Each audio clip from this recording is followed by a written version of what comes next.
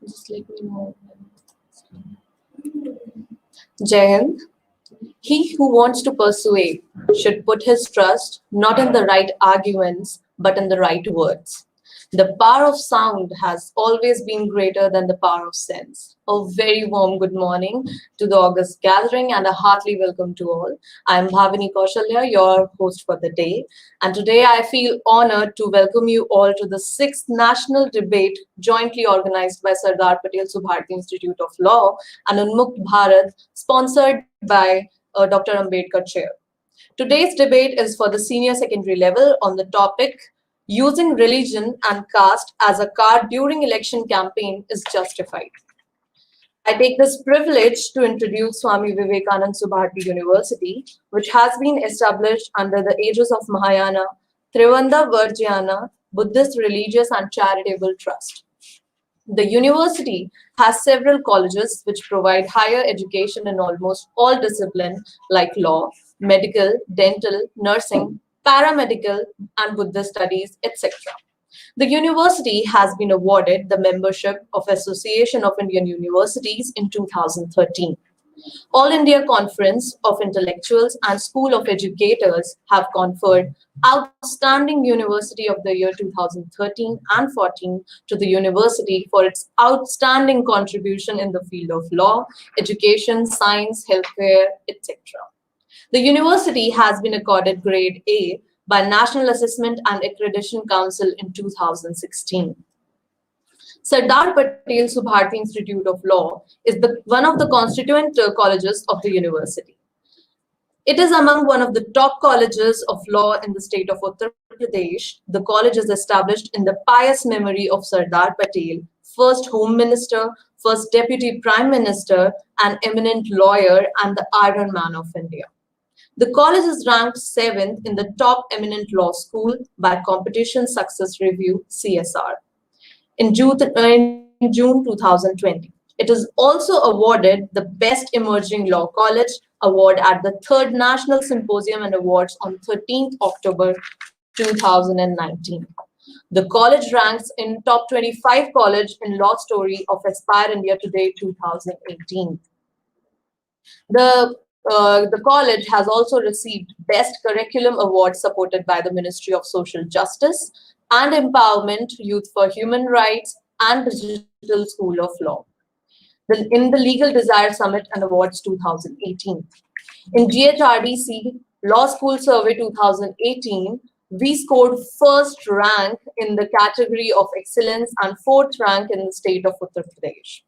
Today, our college is associating with UNMUKT Bharat, which is a non-political organization aiming for the ideal nation.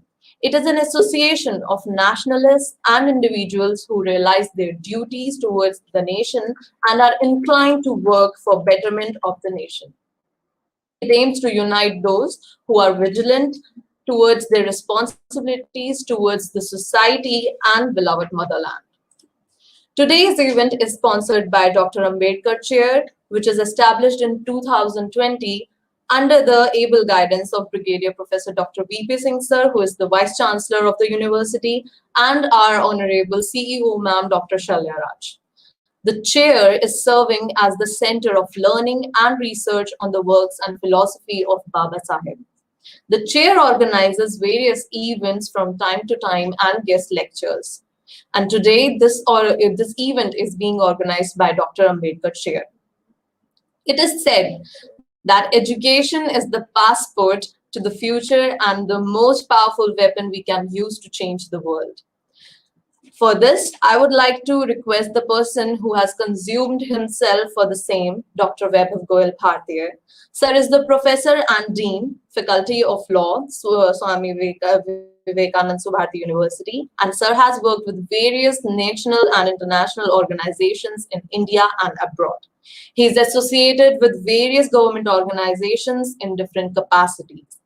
He is a former professor of LBSNAA, Mussoorie, and has also assisted Ministry of Health, FDR, Ethiopia for developing drug regulatory mechanism of the country.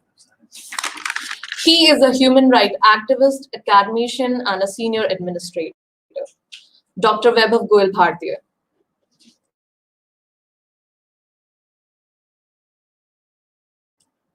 So we'll be hearing Dr. Vaibhav Goyal Bharti soon. And with this say, ladies and gentlemen, before beginning with the competition, let me introduce you all to the panel of today's judges, Dr. Manoj Kumar Tripathi and Ms. Shefali Garg. Dr. Manoj Kumar Tripathi is an associate professor in Sardar Patel Subharti Institute of Law, and Sir has completed his research fellowship from BPRD. Sir is a specialized faculty in political science and public administration. Ms. Shefali Garg is an assistant professor in Subharti Law College, and ma'am is a specialized in criminal law and human rights. She has been a guest speaker in various reputed institutions. Moving forward with the competition, I would like to iterate the rules of the competition. These are to be adhered strictly by the participants. So the rules are: a speaker can speak either in English or in Hindi. Each speaker will be given 3 minutes to speak, and if the speaker crosses the limit of 3 minutes, it may amount to deduction of marks. Assistance from written manuscript may lead to adverse marking. While presentation, if the participant is disconnected due to network problem, then only 15 to 30 seconds shall be provided for reconnecting. After that, the decision of the judges shall be final in this regard. Debate organizing committee may alter or change the rules and regulations at any point of the time. Decision of the judges would be final and cannot be challenged. The participants must remember that any failure to join this respective session would lead to disqualification of the competition, and all participants should only use their assigned team codes while joining the speaker link. For the live session, only 8 people can be joined at a time. Hence, you should be ready for your turn. There are 2 links provided in the schedule. First is the presenting link, and second is the viewers link. After you are done with your presentation, you can join the viewers link, or to keep the trace of your turn, you can join the viewers link. Moving forward, the other rules are uh, the warning time of 15 seconds will be there on the screen, and the warning of timeout will be there on the screen, so please pay heed to it. And it is mandatory to turn on the camera while you are presenting, and there will be no interjection round. However, the judges have the discretion to ask the questions. So on this say, now it's time to break the ice. And to begin with, we have first team on our list, that is F1 versus A6. The other team is F2 versus A10, so be ready with for your turn. Now I would like to call the first speaker, that is F1. Before starting, am I clearly audible? Yes, you are audible. Thank you. Morning, everyone. Today I'll be speaking in favor of the motion, that is, use of religion and caste in politics is justified. Human mind and human society can't be divided into watertight compartments, nor caste and religion from politics. Einstein said, and I quote, "Those who believe that politics and religion do not mix, understand neither." It's a unified and an integrated part of human life. You cannot cut out the Indian identity of diversity in religion and caste, which has been glorified because of their peaceful coexistence. I represent a community, and I'll ask for the votes of my people. If all have the right to vote, they all include caste and religion too. The fact that the weaker section and the minorities have been benefited of this classification, I see nothing wrong in having a focused developmental pattern, because society makes politics, not the reverse. And if religion and caste are drivers to push people to vote, ensuring people's participation in democratic process, what's wrong? And if there is polarization of votes on religious lines, it's people's will, it's democracy. As responsible citizens, even party leaders know the limits of the model code of conduct. There shall come a time when the backwardness of certain groups shall disappear. But for that, to break the monopoly of the traditionally powerful segments, affirmative actions like reservations are made, definitely to help those very people who have been uncared for. And these demands have been raised and processed by the people themselves during election campaign. As in Bihar, Lalu's nemesis was another expert orchestrator of caste allegiance, Nitish Kumar. And needless to say that Bihar has moved ahead of Baad, Balu and Bawal. Eventually, the voter then is voting in the name of performance, not caste. But as of today, the focus must prevail on caste for the future development. For the worthy opponent who is opposing and debating, you must be listening this. How do I speak of my oppression? Is there any other way in which minorities can oppose what's wrong with them? Where is the freedom of speech and expression if I can't be vocal about my caste issues in the campaign? India is not US. You say that religion should not be used in politics. Does secularism mean complete separation of state and politics? The guardian of the constitution, the interpreter, Supreme Court itself says that it would be unfair to suggest that the Indian constitution envisages the complete exclusion of things like state and politics from religion. And therefore, I can say without having the slightest hesitation and yet in all humility, that use of religion and caste in politics is justified. The Mahatma Gandhi stated that politics without religion is just like a corrupt soul. So this is the need of the hour, and we all need to understand this, that use of religion and caste in politics is justified. And for the minorities to speak about their rights, it is mandatory. Thank you. Thank you. And now the turn of A6. Can you hear me? Yes, you are audible. Good morning, esteemed judges, my worthy opponents, faculty members, and audience. I, Sonia Taneja, a student of Diwan Public School, feel honored to express my views against the topic using religion and caste as a card during election campaign is justified. Today, in India, there is hardly anything that is not connected to religion, especially politics. Election is a secular exercise and therefore a process should be followed. The relationship between man and God is an individual choice and the state should keep this in mind. From 2005 to 2009, an average of 130 people died every year from communal violence. The state of Maharashtra reported the highest total number of religious violence related fatalities over that 5-year period. A total of 97 people died across India from various rights due to religious violence in the year 2012. Being cognizant, political leaders take advantage of religious sentiments and use it as a weapon to muster votes during elections. Appealing to voters on religious lines is divisive.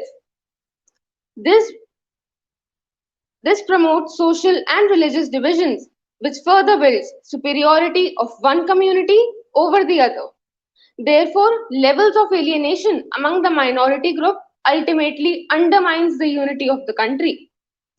Thomas John once said, "Every lock has a key and every problem has a solution."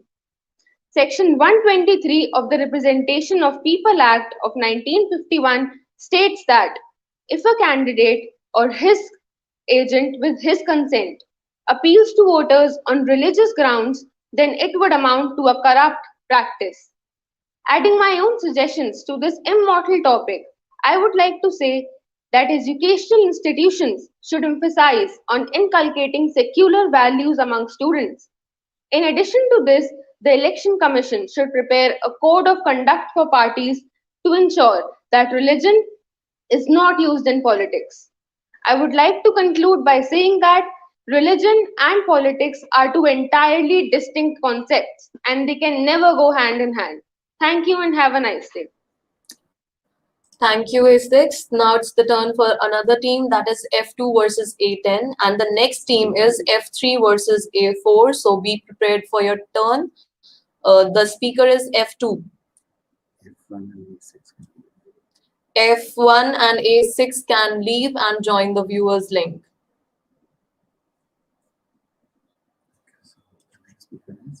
F2, the next speaker. Turn on your mic, please.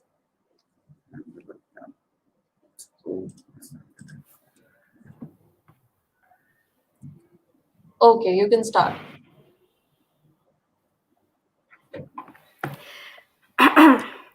Religion is the clearest telescope through which we can behold the beauty of creations. A very good morning to all. I am Speaker F2 and I'm going to speak in the favor of the motion. Since independence, India has evolved as the largest democracy of the world.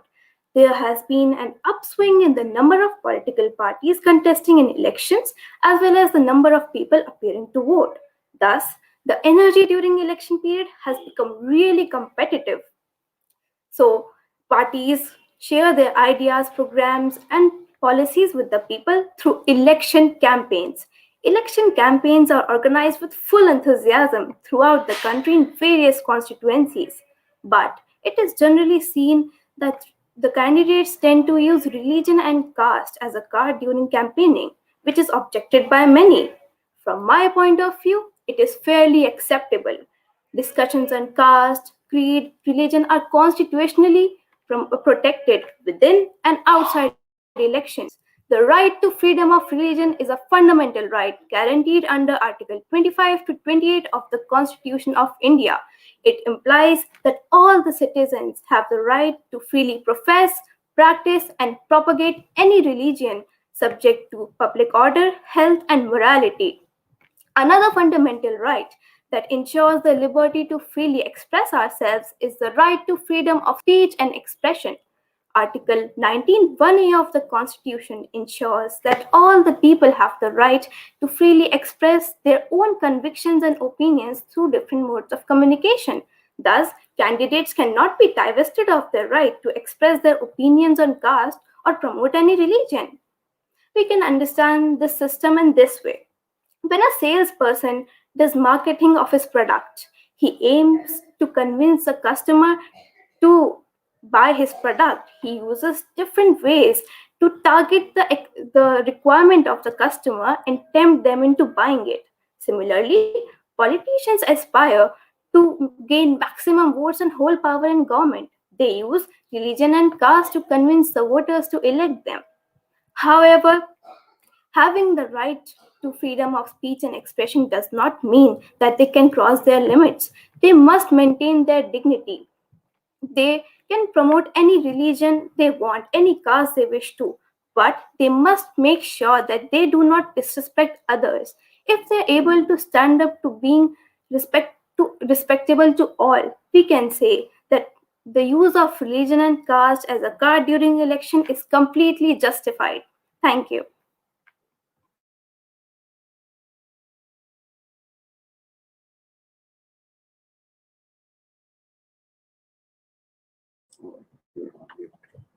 A10, the next speaker. Please turn your camera on. Please unmute yourself. Please unmute yourself. A10.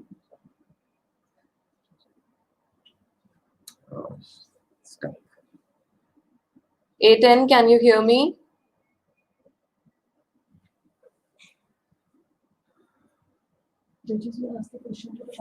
The judges may ask the question to the participants. A10.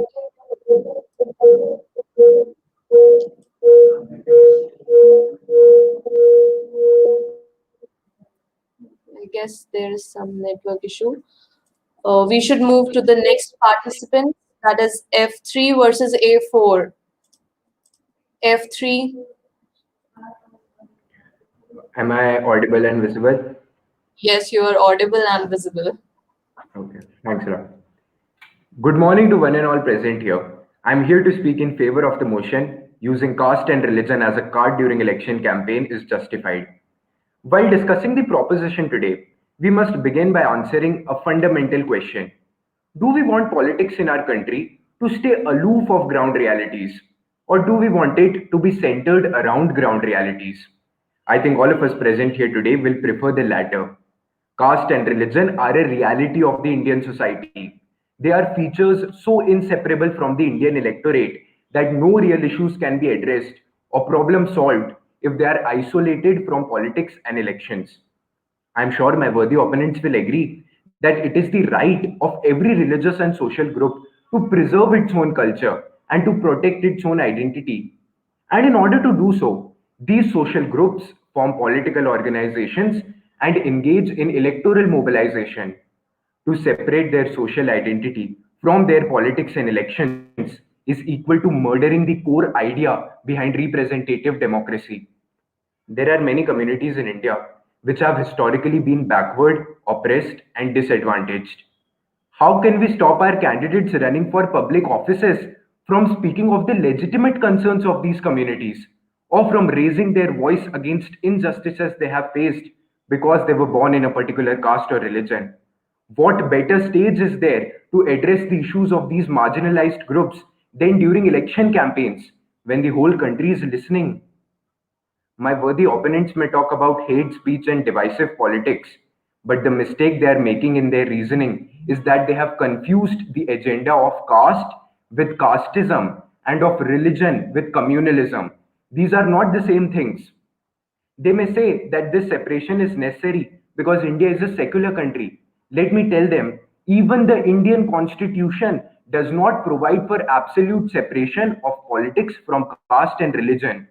We have provisions like Article 17, which abolishes untouchability, Article 25 to Article 30, which provide religious, cultural, and minority rights, Article 14, Clause 2, which empowers the state to take affirmative action in order to uplift citizens, even on the basis of their caste. The Indian concept of secularism has always allowed our leaders to interfere in caste and religious matters in order to ensure social justice. The emergence of social reformers in India, such as Dr. B.R. Ambedkar, Jyotiba Phule, Raja Ram Mohan Roy, and the constant debates and discussions we have in this country over matters of religion and caste, such as the one we are engaging in right now, show us that these two are very important political issues in our country. And everything which is a political issue is also an electoral issue. Therefore, the use of caste and religion as a card during election campaigns is totally justified. I would like to conclude with the words of Supreme Court's Judge, Justice Chandrachud, who has rightly said, prohibiting people from articulating legitimate concerns having an origin in caste and religion will reduce democracy to an abstraction. Thank you. Thank you, F3. And the next speaker is A4. Good morning, everyone. Am I audible and visible? Yes, you are audible and visible. Ma'am. So, as my fellow mate have said all about, like religion and caste is definitely allowed in elections, but what he is missing is that, or as it makes difference in each person in the basis of the religion, it destroys the healthy environment between people. Discriminating people by caste, creed, religion is not that good. I mean, caste can play a negative role in a democracy when either an economical or strong or historical strong caste or community can assert their wants over those of the marginalized communalism. Those, caste can also lead a diverse politics which promote crime in societies and build walls between different sections of the society and publics. Religion also can play a very negative role where a majority religion might rub its wants and practices and laws upon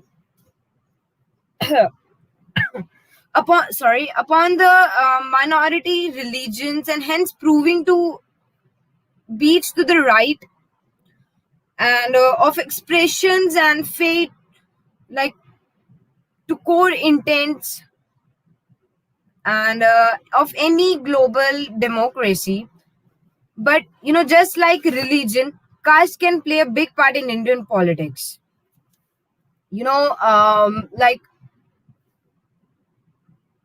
but they, talking about expects it actually quite unique in our country. Nowhere else in the world is caste, and casteism is so deeply embedded in the society and politics of a country. Our caste system, which has prevailed since the ancient time, was so rigid and widespread, it has been difficult to eradicate it completely.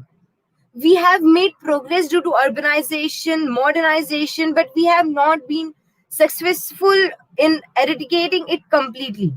but it is almost non-existent in major cities.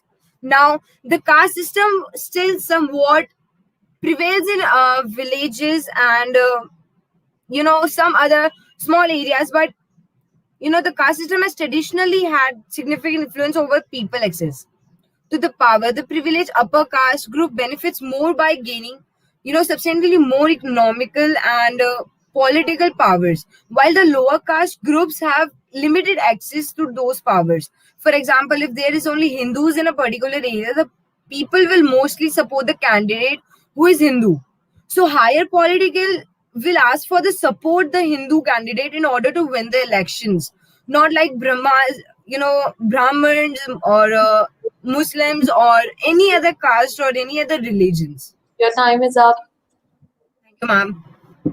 Thank you, A4. We were unable to hear A10 due to some network glitch. I would like to inform the judges that our next speaker is A10. A10, please unmute yourself. Am I audible and visible? Yes, you are audible, invisible. Unmute. Is it yours or you can sit there and Start, please.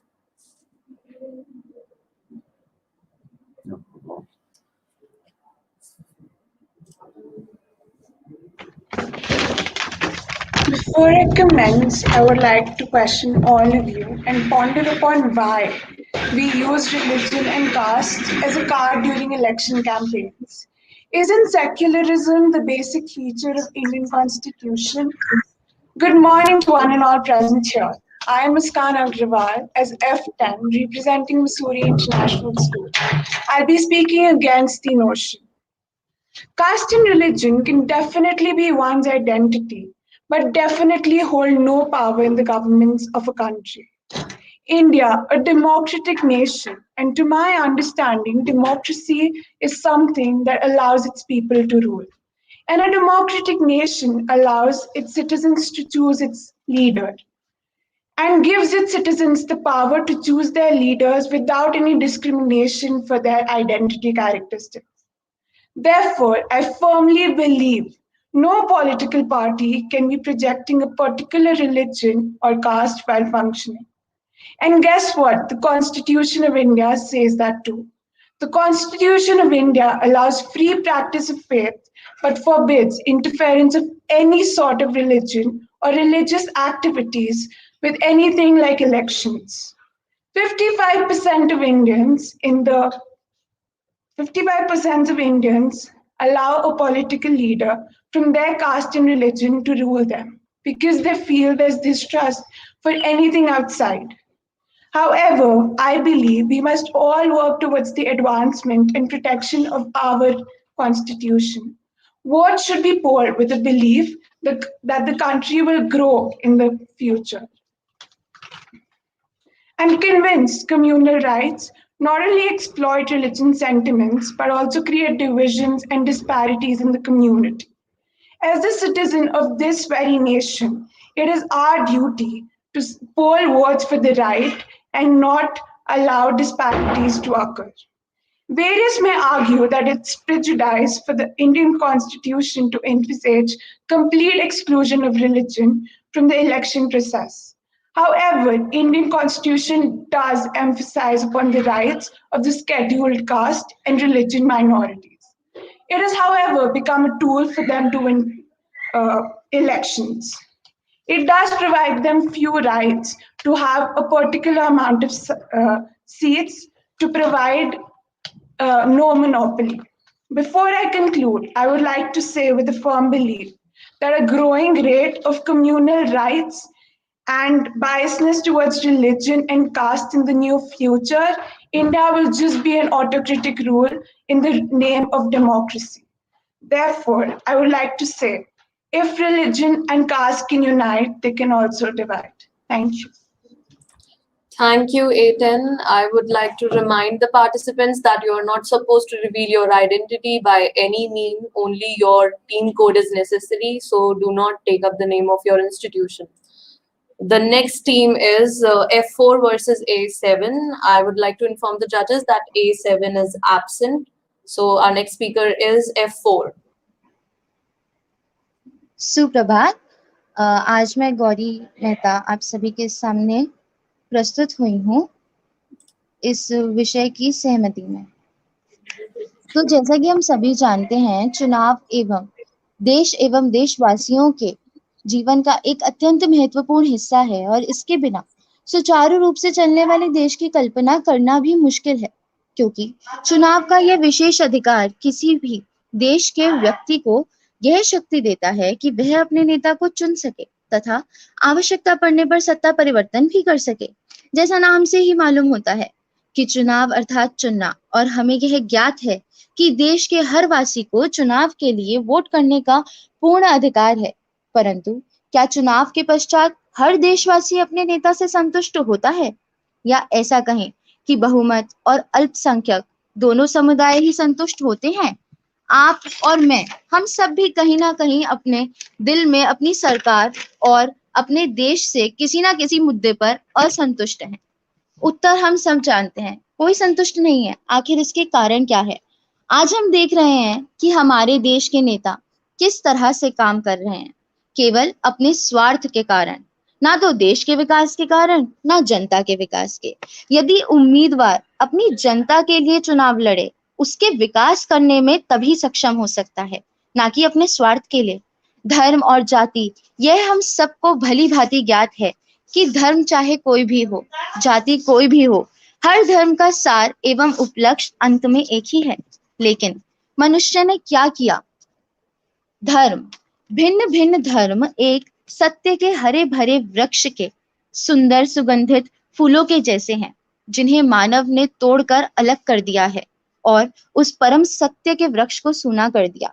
आज हर धर्म और जाति का व्यक्ति यही सोचता है कि किसी और धर्म और जाति का व्यक्ति उसकी बात नहीं समझेगा, उसकी परेशानी नहीं समझेगा।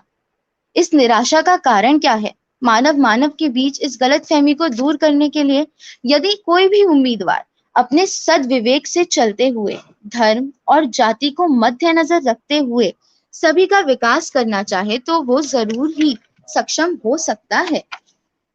ना कि कहते हैं ना कि जब तक तुम्हारे साथ वो नहीं होगा, तब तक तुम नहीं समझोगे। यही कथ्य लोगों में निराशा पैदा करता है। यदि नेता धर्म जाति के चलते हुए अपने सद्विवेक के साथ सबको एक साथ लेकर चले, तो वो हर जन समूह की परेशानी समझ सकता है, वो उनकी मुश्किलें समझ सकता है, वो किस मुकाम पर है ये समझ सकता है। अल्पसंख्यक जो कि नजरअंदाज हो जाते हैं, जो कि नेताओं के स्वार्थ के कारण ध्यान में नहीं रखे जाते, उनका भी मत समझा जाएगा। धर्म और जाति का प्रयोग चुनाव के लिए, धर्म और जाति का प्रयोग लोगों को समझने के लिए, अपनी जनता के लिए कोई बुरा नहीं है। फर्क बस इतना है, नेता ईमानदार हो और वो सच विवेकी हो, अर्थात जो हमारी जनता के लिए महत्व रखता है। आपके लिए आप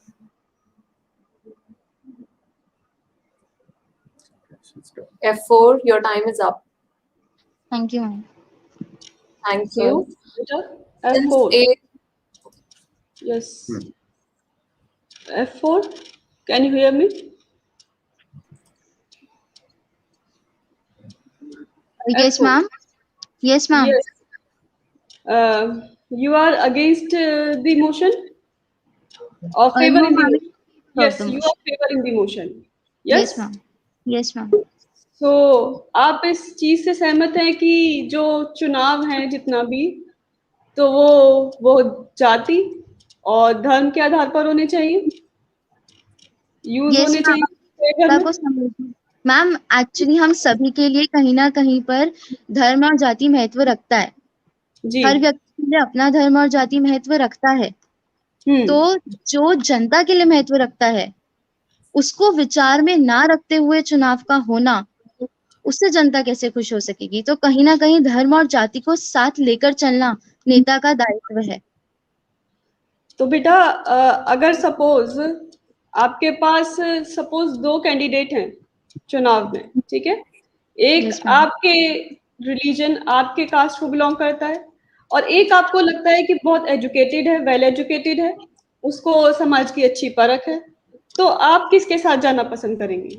मैम, मेरा मानना है कि जो एजुकेटेड नहीं है अगर वो चुनाव में खड़ा हो रहा है तो ये हमारे देश की कमी है, क्योंकि education is beyond everything.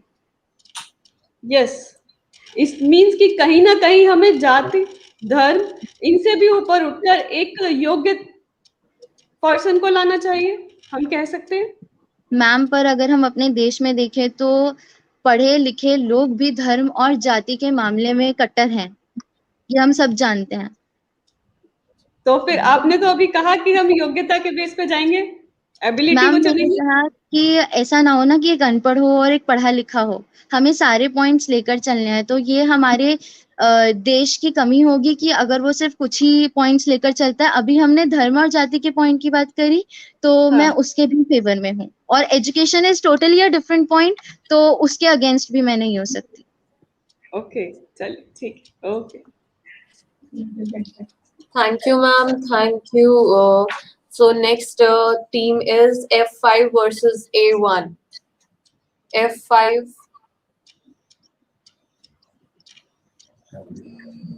Ma'am, am I Yes, you're audible. Hello. Those who believe that politics and religion do not mix understand neither. Good morning, everyone. I am from Team F5 and I will be speaking to the favor of the motion. Using caste and religion as a card during election campaigns is justified. I am not denying all those things. All those things that we speak of belonging to different religion, different caste, and yet being one single human race. But truth to be told, there are certain communities, there are certain castes that they are so underdeveloped, so socially backward that they are in a desperate need of having a representative of their own. But the question that rises here is, who is stopping them from having one? Who is not letting them come into power? Yes, I agree that a community meeting is called before the election commences. But do you know why? Let me tell you. Because members of a jati will not vote a certain person just because he is from their caste group, but because if elected, this person would work for them. He will acknowledge their support. He will redistribute the state resources for them. And I believe that these castes too should develop and require equal opportunities for their growth. Don't you think, keeping this in mind, that using caste and religion as a card during election campaigns seems legitimate? If secularism teaches us that humanity should not come before religion, then it has never really emphasized on the fact, on the concept of treating people as minority and majority according to their community. Let me come to straight facts. Critics say that even after 73 years, 73 whole years of independence, the backward communities of India still stand there where they did years ago. Why? Where were those champion leaders of secular India at that time? Why didn't they work for them if they were capable enough? Nowadays, many non-Dalit leaders pose themselves as Ambedkar Bhakts, but will not dare follow his path. Because if they did, this won't only lead to a change in society, but also, and more importantly, a change of society. They don't understand that even if people of a certain caste, a certain community are being benefited by this, then also we as a country, a united front, are growing and developing. The state has by and large always failed to create an environment, a condition of social endosmosis. Looks like we really need Jupiter's escape velocity to empower these communities. Dalits, Muslims, tribals in India need a leader who can fight for them, who can work for them despite the backlash from hegemonic forces. And who else but one of their people can empathize their feelings, who can understand their grievances, who can know that politics bereft Your of time is religion up. is ever to Time be up. shunned. Rest my case.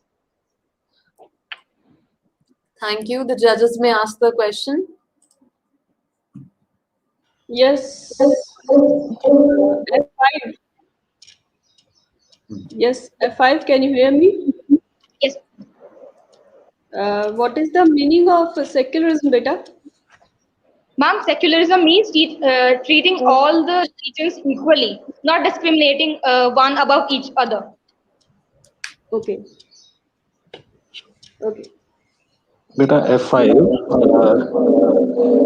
please tell me, is the religion and caste integrating the society or disintegrating the society?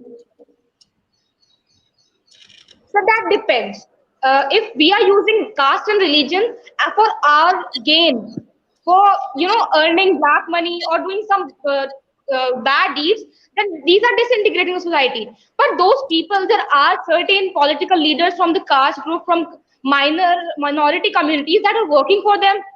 Then this way they are not disintegrating, but integrating the society. Do you agree with me that in Indian democratic setup, election is the festival of any democracy? And what about the role of Sorry, sir. election is the Sir, please festival repeat of your any, question. election is the festival of any democracy? You are agree? Your voice is breaking. My Roloff? question is, hello. My Sir, question I is, can't hear you. Your voice is breaking. my question is, do you agree with me that Yes. the election is the festival of any democracy? Okay, and you know Yes, very I well we agree with have the the concept of democracy. yes. What is the role of election in democracy? In the democracy, Sir, your voice is breaking. I'm sorry. Beta, what is the role of election थोड़ा सा जोर से in our democracy? नहीं आप अपना Sir mic is The role of asking what is election the role of. ऐसे ही बोलिए there, according do to you their agree? needs, requirement to accomplish their aspirations. Through elections, a democratic country, the citizens of a democratic country choose their own leaders, own representatives. And Do you agree? the Do correct you way, agree that? Do you agree that caste and religion, role of caste and religion is strengthening the democracy if we are using in the election?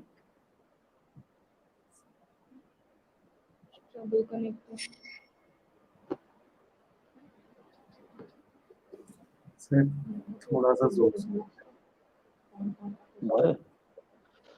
Do you agree with me? Caste and religion, if we are using in the election, that the role of caste and election is strengthening the democracy or not?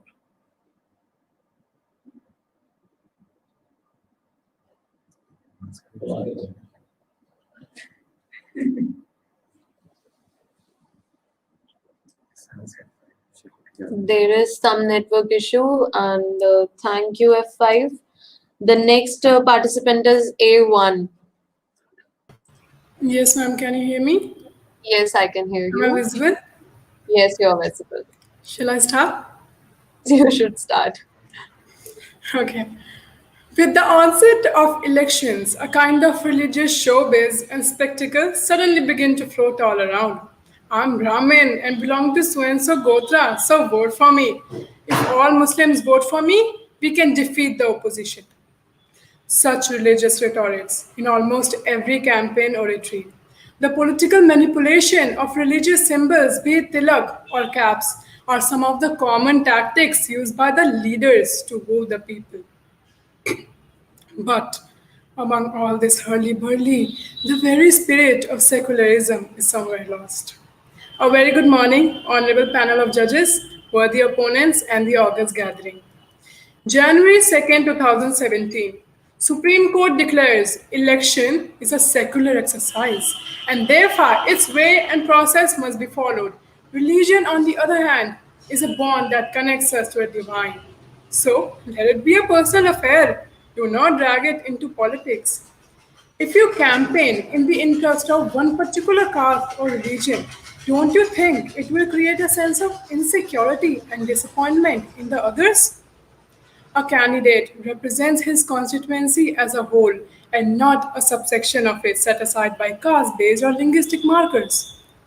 We create an emotional frenzy to trap the caste. We stoop down to inflammatory speeches to downplay other caste. We even try to portray our own great heroes and even gods in the color of caste. And ironically, even after 73 years of independence, we all are clamoring to come under the ambit of reservation as if it's an extra privilege. If the use of religious or caste content in elections continued, we can't dream of uprooting casteism. Rather, it takes us towards fragmented India. India in 21st century is not just a nation. It's a dream, a vision of all those countless souls aspiring to belong to a strong, self-reliant, powerful, and developed nation. With 1.3 billion young populace, our election manifesto needs to focus more on raising tempers of quality education and employment opportunities. I wind up with a question to the House. If humanity and nationalism became our religion, wouldn't all social groups take care of themselves? Let meritocracy, secularism, and democracy govern our nation and not mere a majority religion or caste. Think it over. Thank you. Thank you, A1. And the judges may ask the question. Okay, thank you. So this brings us to the end of debate session 1, and as scheduled, we'll be taking 5-minute break. So the participants of debate session 2 must be ready with their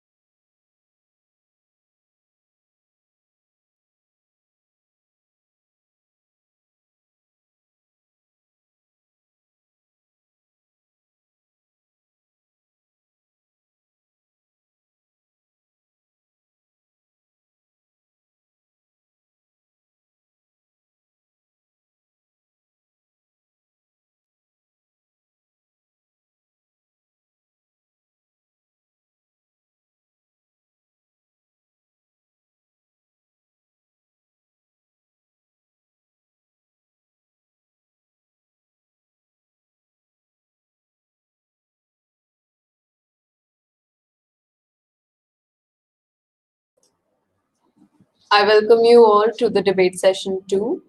And for the first team is F6 versus A8.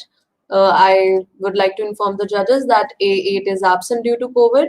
So the speaker is F6. And the next team, F7 versus A2, be ready for your turn.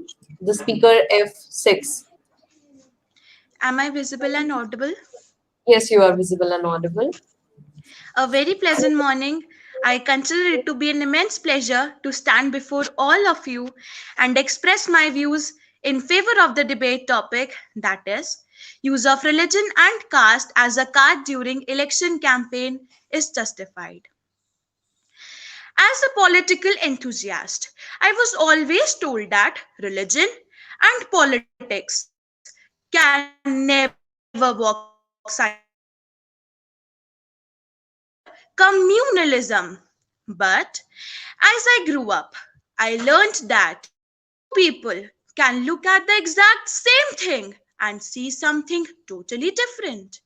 I believe that use of religion and caste as a card during election campaign will lead to great welfare of the society.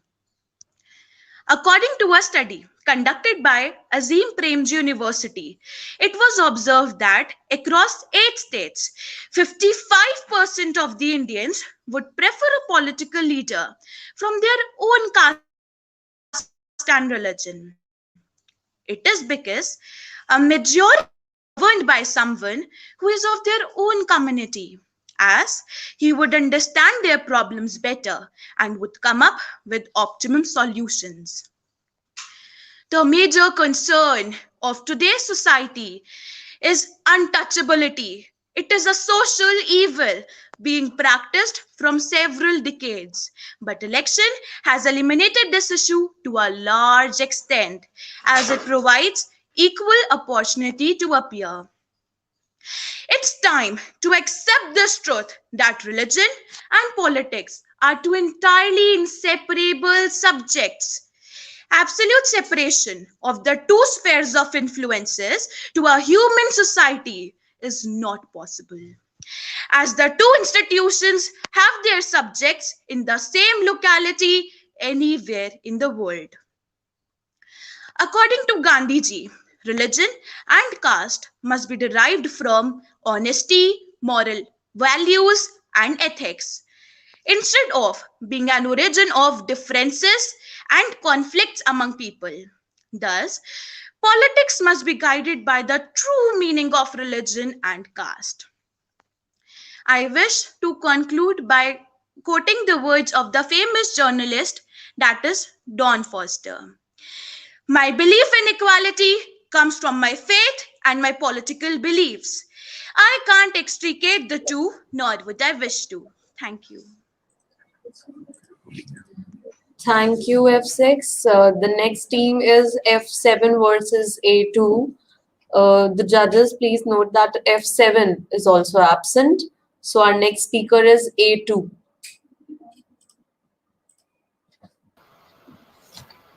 Am I audible, ma'am? Yes, you are audible. Please start. Good morning to all. I am from Team A2 and will be speaking against the topic that using religion or caste during election is justified or not. Okay, so to democracy. As we first listen to the word, the first thing comes in our mind is government elected by people.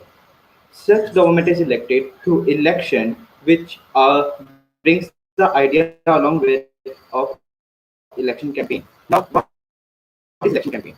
Election campaigns are organized to openly debate that which party is more competent and can create a better government. So election every year brings new hope to the individual. Every year, the policies offered by the political parties during election campaign gives a ray of satisfaction that something is being done for the country. Thus, it stabilizes its effect. Now, our country is one of the most diverse countries of the world. Thus, it becomes necessary for us to adopt a system of multi-party. But does that mean that the parties are the only representation of caste or religion? No, absolutely not. But it has become the harsh reality now. The election nowadays has become like a marketplace where people, as just to has to choose to choose their candidate on the basis of their religion, ignoring the work done by them. As we all are well aware, the ideal democracy follows the idea of secularism. You too. The You're 42nd not Amendment clear. of Constitution. Now you're clear. You want to start over? Should I restart then? Yes, you should. Yes, I can. Okay. Democracy. As we first listen to the word, the first thing comes in our mind is government elected by people. Such government is bound to work for the benefit of its people. With democracy comes the role of election and election campaign. Now, election campaign is a help to openly debate that which party is better and can form better government. Elections every year bring new hope to the citizens. The policies and policies offered by the political parties during election campaign give us a ray of hope that something is being done for the country. As we all know that our country is one of the most diverse countries of the world. Thus, it becomes necessary to adopt a multi-party system. But does that mean that the parties are the only representation of caste or religion? No, absolutely not. But it has become the harsh reality now. The election nowadays has become like a marketplace where people have to choose their candidate on the basis of religion, not saying Please the word. find your network. You are not clear. So change your location or do something with your network because you are not clear. We'll take you later. And now I would like to call the other team, that is F8 versus A5. And F9 versus A3 must be ready. We'll So the take you later. F8. And now I would like to call versus A5. And F9 versus A3 must be ready. We'll take you later. F8. Ma'am, am I visible and audible? Yes, you are. Oh, very good morning. F9 versus A3 must be ready. We'll take you later. Yes, you are. Oh, very good morning to one. Please do not connect two devices. Connect with one. This is creating disturbance. Please connect to the speaker's link with one device. Connect with one. A very good morning to one and all present here. Please connect to the speaker's link with one device. Connect with one.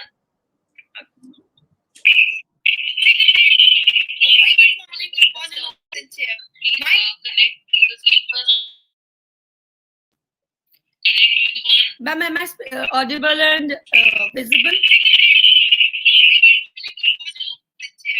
You are visible but not audible. You are using two devices. Do not use two devices but only one. It is creating disturbance.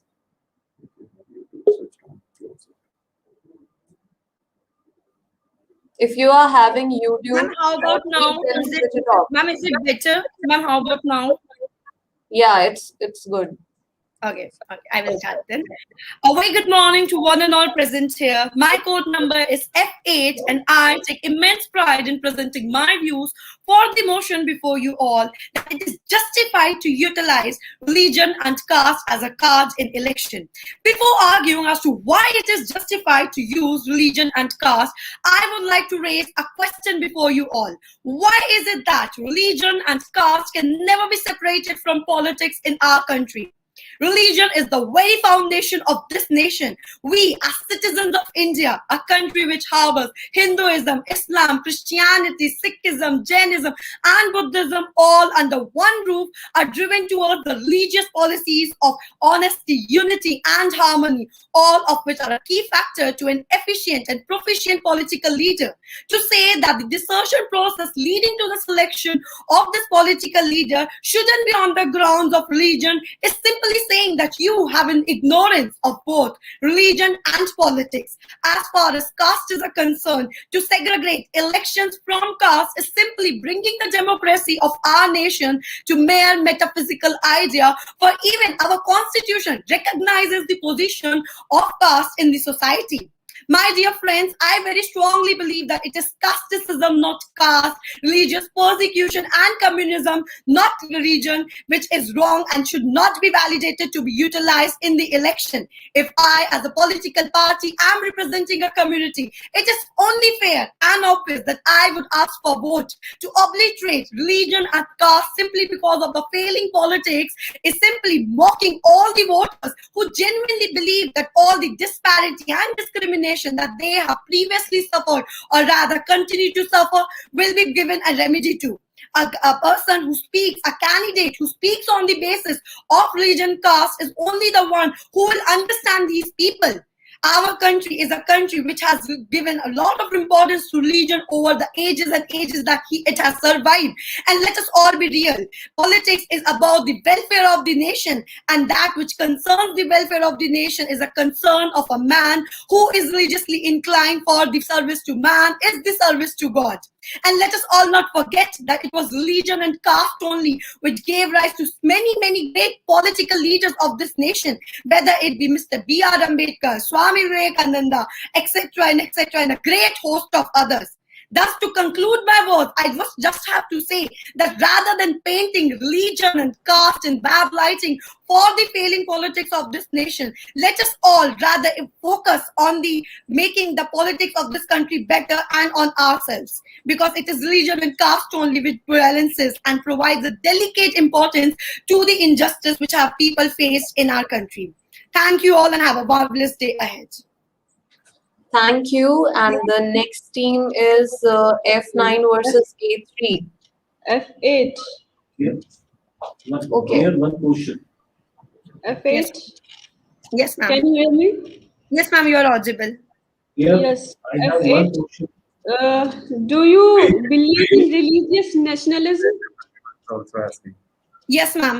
Ma'am, if it really depends on how we are interpreting the religion, because it is the religious, the morals which our religion teaches, on the basis of which nationalism is okay. But simply being driven out of Hinduism or a particular religion to govern the nation, to be the leader of the nation, is not okay. Okay. Dear Patel, please explain what is the role of religion and caste in the election. Sir, the role of religion and caste in the election is to let the people who have faced discrimination, disparities on the grounds of religion and caste, be it the people from the lower caste, people from the minority religion, let them know that somebody is there standing for them, somebody is there to provide help for these people. And at the same time, just because it is religion and caste based doesn't necessarily imply that the people who are belonging to the upper caste, who are belonging to the majority religion, will not be provided with happiness and security in the nation.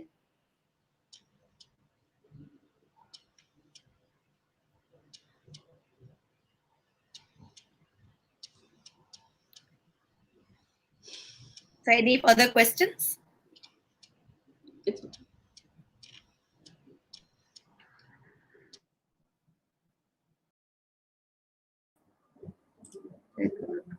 हमारे connection है भैया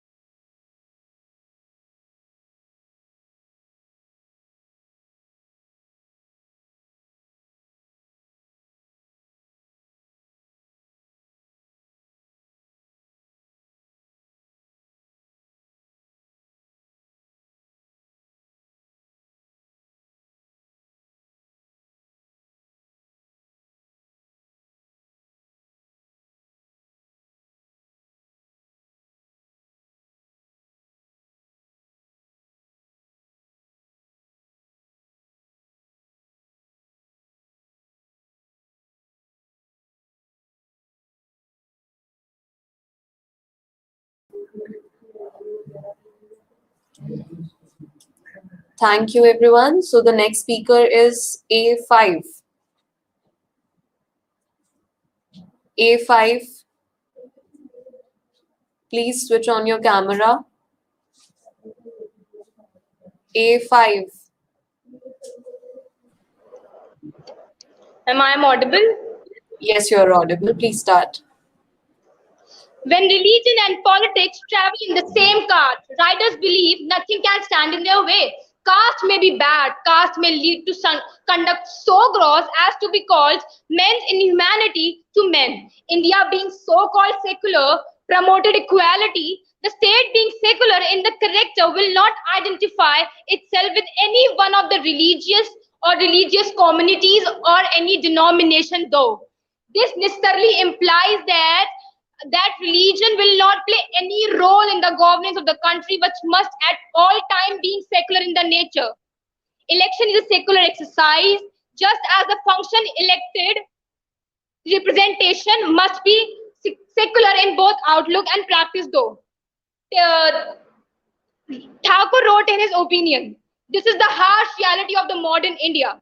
The so-called secretaries of the community ask for the vote and preaches us that whom should we vote this year. Now the season of election has came. Whenever election approach, they will simply ask a question of the well-being of the society or the caste. The politician make false claims that if you voted for me, I will do this and that. And if we voted for them, the whole religious community will weep. Then why should we voted for them? Why? Why are we creating such boundaries? I don't understand why people are discriminated on the basis of caste and religion. Why? Our constitution made many laws and amendments, but yes, for not following them. Why does this happen? Someone has greatly said, I don't go by my caste. My work speaks for me. We should judge by talent and work, not by community or caste. The answers always end up in silence. Jati na pucho sadhu ki, pooch lijiye gyan, said by the famous poet Kabir. Do not judge a saint by his knowledge, by his caste, imbibe his knowledge. However, the most asked question in the Indian election is about the candidate caste. Which caste does it belong? Which religion does it belong? Politic analytic ask it. Poll strategic ask it, and voters also ask it about. So let me tell you, there is no caste in leadership. Let me tell you the recent example happened in 2021 March. Kerala as an evidence in the voting pattern, religion and caste were a strong presence in the Lok Sabha assembly in the political circumstances. On this, Supreme Court passed the judgment and appealed that asking for votes on the basis of religion and caste is a corrupt practice and calls for candidate disqualification. Such identity is not played out in any democracy, I guess. And at the end, I want to conclude that we all are humans. Races disconnected us, religion separated us, politics divided us, and wealth classified us. With this, I rest my case. Thank you. Thank you, A5. The next team is F9 versus A3, and the next to this team is F10 versus A9. So be ready for your turn. The speaker is F9. Ma'am, am I audible and visible? Yes, you are audible and visible. Indians don't cast their vote. They vote their caste. A very beautiful morning to respected chairperson and my dear friends. Today I am here to justify the use of religion and caste card in politics. In India, your fate and future is often sealed at the moment of your birth, depending upon your ancestors' place in society. Even though India's caste system, the oldest form of surviving social stratification, was abolished in 1948, it still permeates many aspects of a person's life, including who they are likely to vote for. The leaders of the so-called untouchables felt the urgent need of demand for respect and equality for their community. They rose to power, laid down demands, and fought with the sole aim of acquiring reservations and quotas for their caste. Scheduled castes number to around 200 million in our population of 1.3 billion people. They have the power of political influence given to them by their leaders who dedicated their political career and life for the cause of their race. Our current Prime Minister, a former tea salesman and a so-called OBC, won the 2014 and 2019 Lok Sabha election with a huge mandate, not only because of his vision and dedication, but also because of his ability to appeal to both BJP's established upper caste voters and the lower caste voters who could connect with his personal background. Dear friends, religion and politics have always been together. There is absolutely nothing wrong with being emotional or passionate about one's own religion.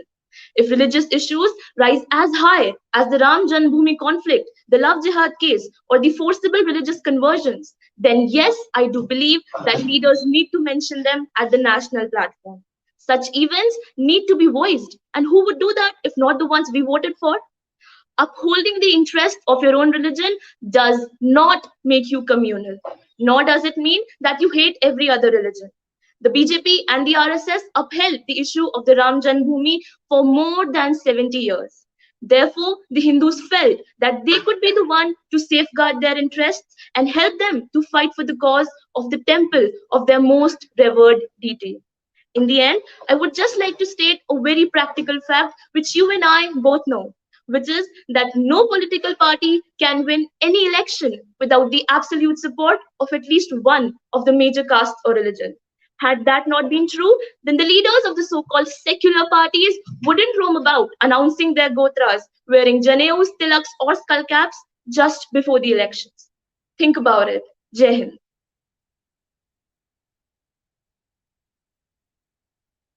Thank you. Thank you, F9. The judges may ask the question. What do you mean by the term secularism? So I believe secularism in its truest form is the complete benefit of every religion in the country. That every religion benefits and no religion is left behind. What do you mean by the term love jihad and forcefully conversion, religious conversion? Yes, sir. So love jihad for me means some religious parties or some religious groups, they maliciously, they deliberately, they lure the women or the men of other religion to join their religion so that the numbers grow. And by forcible religious conversions, I mean the things that have been happening in South India and East India for a very long time, that people are offered food or money. The poor people are offered food and money in exchange for their religion. So I believe that is a very wrong practice. Okay, thank you. Thank you, sir. F9. Next. F9. Can you hear me, F9? Yes, ma'am. F9. Yes, ma'am. I can hear you. Yes, ma'am. Please proceed. Do you agree with the fact that religious nationalism will be the future of Indian politics? Ma'am, if every religion in India needs to be benefited, then yes, religious nationalism should be the future of India. Just not religious nationalism, development is also a main cause, I agree, but religion also holds a very, very important part in our society, and so it should hold a very important part in our nationalism too. Okay.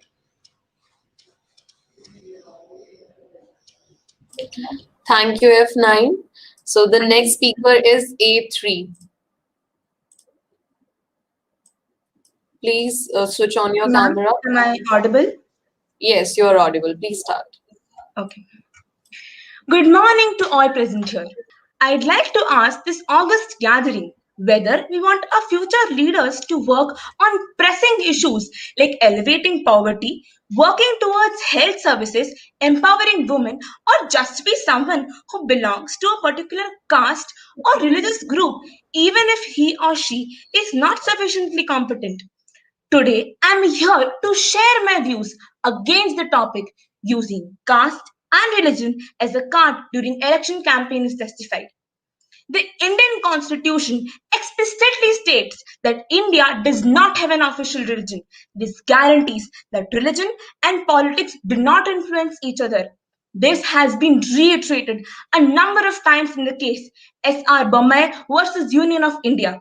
The Supreme Court emphasized that secularism is the basic feature of Indian constitution and religion should not play any role in the governance of the country. Politics is all about power and religion is all about faith. Faith can influence power, but when power influences faith, it is disastrous. Political parties have been seen using sacred symbols, religious leaders, emotion appeal to covertly in election campaigns to gather voters for voting. We have also seen caste and religious groups being used to rouse passion among electorates, which leads to communal violence with far reaching effects. And this is in spite the fact the Election Commission of India in the Model Code of Conduct has stated caste and religion cannot be used as a card during election campaign. So assume and believe if they were allowed to use the card overtly in election campaign, what the scenario might be. Vote bank politics, a much maligned term, and we have also seen caste groups and religious groups being used for it. However, the question is, do the members of these community actually gain long-term benefits or are religious and caste group just pawns? In conclusion, I'd like to cite the case by the Indian government, by Indian constitution, which revolves around the Representation of People's Act centered around section 122.3, which states the attempt to promote feelings of enmity, hatred between classes of citizens on the basis of religion, caste, language by a candidate or his agent for prospects of elections. To this, Justice Loker stated that the primary aim of Section 122.3 is to curb separatist and communist tendencies in the country. Also, using voters' religious identity for the benefit of candidates is against public interest. In January 2017, the Supreme Court outlawed seeking votes in the name of caste and religion. Hence, I actually don't see the point of debating on this topic also because Supreme Court has prohibited Your the time use is of out. and religion You're out of time. in the name of electoral Wind politics. up, Thank please. you. The judges may ask the question. Yes, A3. ma'am. A3. Yes, ma'am. Okay. What is religious nationalism according to you? Ma'am, nationalism, if we see as a broad term, means someone who promotes their own nation or their own country before themselves. Religious nationalism means that the person of a particular religion tries to promote his own religion. Now, if we take the example of India, ma'am, we all know India is a diverse country and there is not one religion, there are many religions. Now, if we take the topic of religious nationalism, as I told you, nationalism means promoting their own country. Religious nationalism means the person will promote his own religion. So in this case now, what happens is that particular religion will only be promoted and will become the majority. And what about the minority? Though my opponent will agree that with this platform, the minorities will get a stage or a platform for keeping their views also. But ma'am, these schemes with these politicians apply, ma'am, these schemes are only for merely for gaining votes, and we have seen many cases where these are only for gaining vote, and then these minorities and small groups are just left behind without any motive, without any agenda, and the situation is always the same. Okay. Any other questions, ma'am?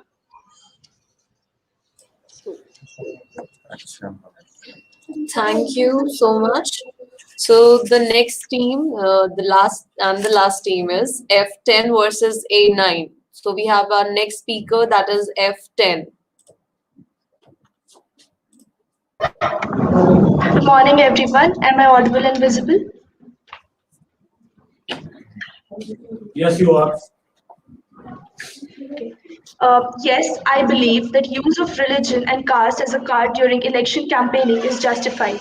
Election rallies are all about putting your best foot forward to convince the public that you are better than the rest. So why not use the two basic aspects which are used or which define an individual's morals, his religion and his caste?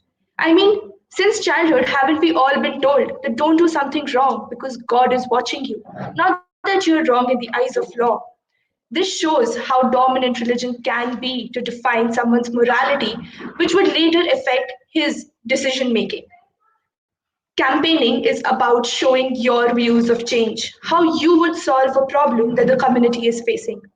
Why is it that a candidate who uses free electricity or cheaper ration promises justified and accepted when the same candidate is considered wrong when he is promising the protection and promotion of his caste or his religion? Even Mahatma Gandhi affirmed there is no politics without religion. Religion and politics are inseparable and have been so since so many years. Therefore, I believe that religion is justified as a means for political campaigning because today it's the misuse of religion that we see in politics and not its virtues. And when I talk about justifying religion in campaigning, it's definitely the virtues I'm talking about. Religion can be used as a card if the leaders make promises and then later fulfill them instead of making false ones. The recent example being the 2019 elections when the Bharatiya Janata Party promised the Hindu voters Ram Mandir, and after coming into power, this was the first issue they took care of. Therefore, this shows that their campaigning strategy using religion was justified because their hopes were not false ones. Criticizing the judgment of the Supreme Court on the topic of denying or prohibiting caste as a means of election campaigning, Kanchan Ilahi, a prominent writer and a Dalit activist, said that this means we cannot use our class issues for our equality. It means it undermines our ability to use politics as a means for our betterment. Elections is all about choosing our representatives. So, how is it wrong if a candidate uses his caste to assure the people that the representative they are choosing to voice their opinions knows what the community is going through? I mean, the leader must know what shoes we are in. So, if he is from the caste that we belong to, he would know it better. There have been many people who use this, who have used their religion, their caste, like our current president, Sri Ramnath Kovind. Your time is out. What would be our You're out of Thus, time. I would like to just conclude by saying that it is not wrong to use my caste and religion as a card during elections. Thank you. The judges may ask the question. Dear, please tell me what are the views of Mahatma Gandhi about the religious politics and the secular politics? What the difference he had made? Mahatma Gandhi said that there is no politics without religion. When he said this, he had also, like, his vision for Swaraj was Ram Rajya, and then he clarified and he politically defined Ram Rajya as a country where there was no discrimination based on religion, caste, sex, whatever. So this says that he believed that there is politics and religion plays a main role in it, but it is also secular in spirit. Thank you. Thank you, sir. Any other questions? Okay. Thank you, F10. And the next speaker is A9.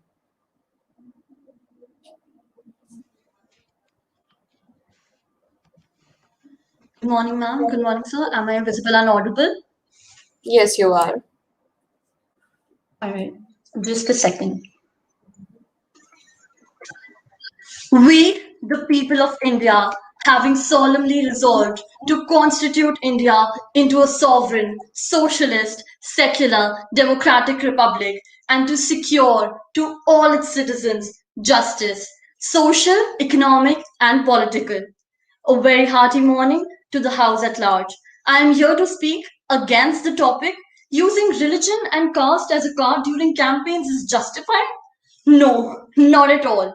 According to the above mentioned part of the Indian preamble, India is a secular nation and supports religious tolerance. It demotivates caste biasness. One of the most asked questions during Indian elections is what is the candidate's caste or what is his religion? which I assume is perfectly answered by Indian mystic saint poet Kabir. Do not ask the caste, ask the knowledge of a candidate. In January 2017, the Supreme Court declared, quote unquote, appeals by the candidates or his agents or by anyone with the consent of the candidate or the agents to vote or not vote for anyone on the ground of his religion, caste, creed, or community is a corrupt practice. Yes, my dear friends, this is an already declared corrupt practice. Using religion in politics? India was partitioned on the basis of religion and it still resolved to be a secular country. It promulgated its constitution in 1950, giving equal rights to all the citizens, irrespective of their caste, creed, religion, or race. It is now more than ever necessary that our leaders are known for their honesty, integrity, and good work for the society. These campaigns and elections are to make them political leaders and not those religious leaders, and this must be taken the same way. Today, 29% of the Lok Sabha members have criminal records like murder, rape charges, etc. Then why do these people vote for such criminals? The problem is in the campaigns where they're just focused to the minority class of the society or the lower strata of the society. They mislead them on the name of religion and caste. And thus these people end up voting caste-wise. And we have criminals sitting in our Lok Sabha. Such a fabulous India we have. In a democratic nation where we vote unanimously, we need leaders who represent us all, the whole India, and not just one religion or one caste of the society. My dear fellow mates say religion and caste is the strongest reason why someone votes for a person. How ironical, right? Who brings the GDP up, who has the better national and international relations is not considered at all. All they worry about is religion and caste. Thank you. Thank you, A9. The panel is open for questioning. A9. Yes, ma'am. Yes. Your party, your other party quoted the statement of Mahatma Gandhi that religion and politics are inseparable. Do you agree with that statement of Mahatma Gandhi? Ma'am, in today's India, how these people are going and living, that is true. But this should not be the truth of the new India because religion with politics causes riots and communal problems, as I just stated in my whole speech. Okay. Thank you, ma'am.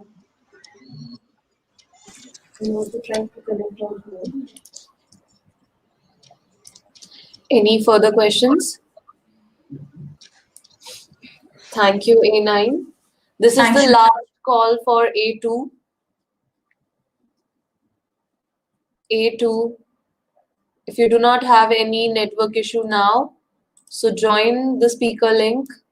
This is the last call.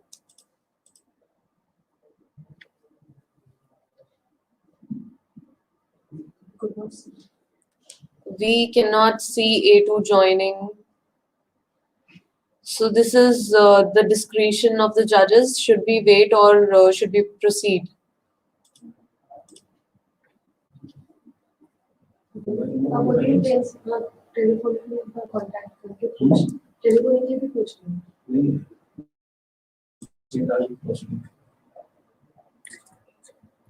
So we are proceeding, and since Vaibhav sir, the dean and faculty, faculty of law, wasn't able to join us because of his busy schedule, so he's with us, and I kindly request him to please shower us with his blessings and kind words. Dr. Vaibhav Goyal Bhartiya.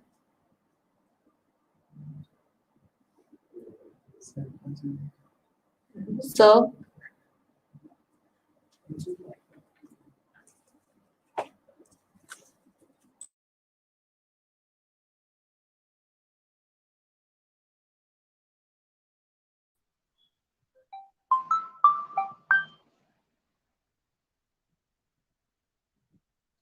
Hello.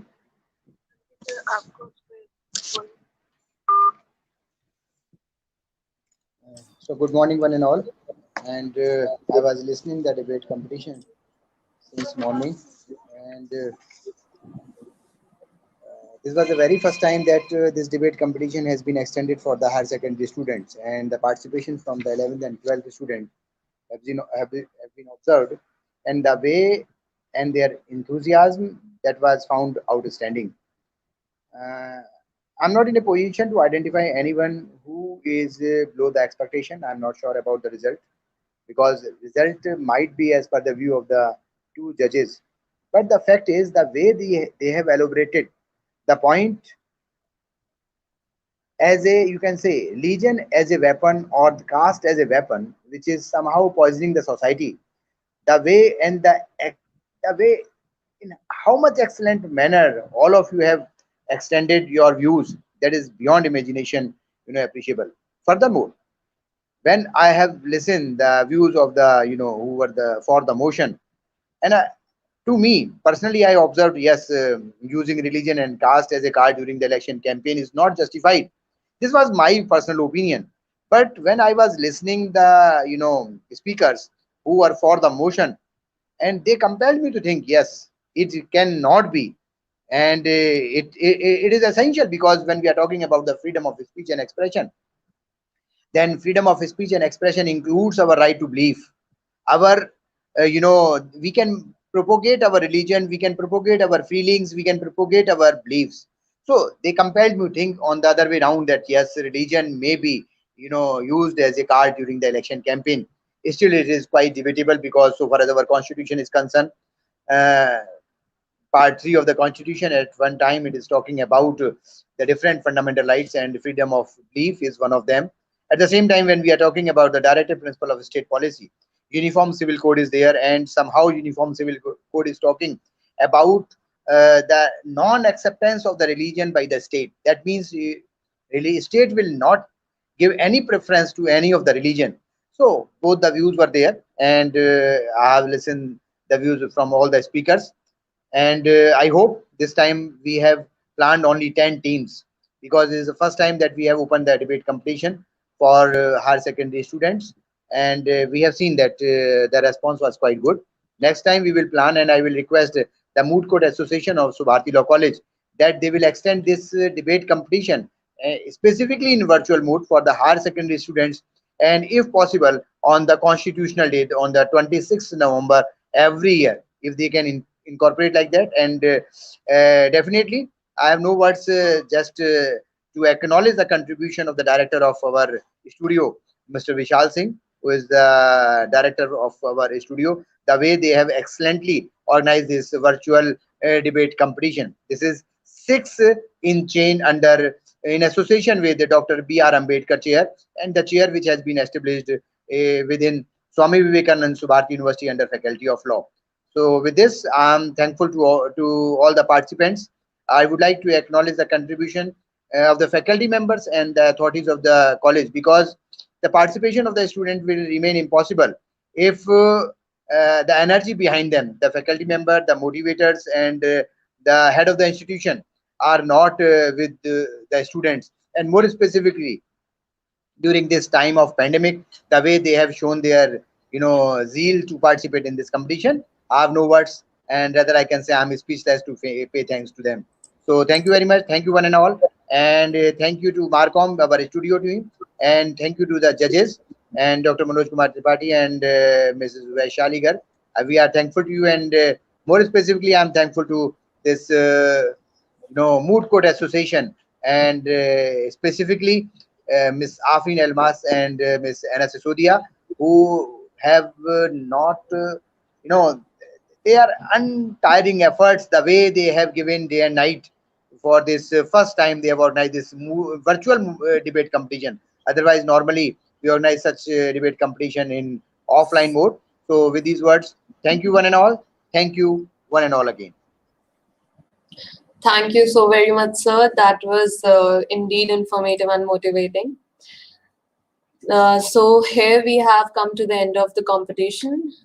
At last, to conclude, I would like to say the ultimate victory in competition is derived from the inner satisfaction of knowing that you have done your best and that you have got the most out of what you had to give. With this notion, I express my heartfelt gratitude to the judges of the competition, the participants, the Moot Court Association of the Subharti Law College, and the whole organizing team to make it a productive and successful event. I hope to see you all, especially the participants, to be there on 14th April for the prize distribution session. Thank you.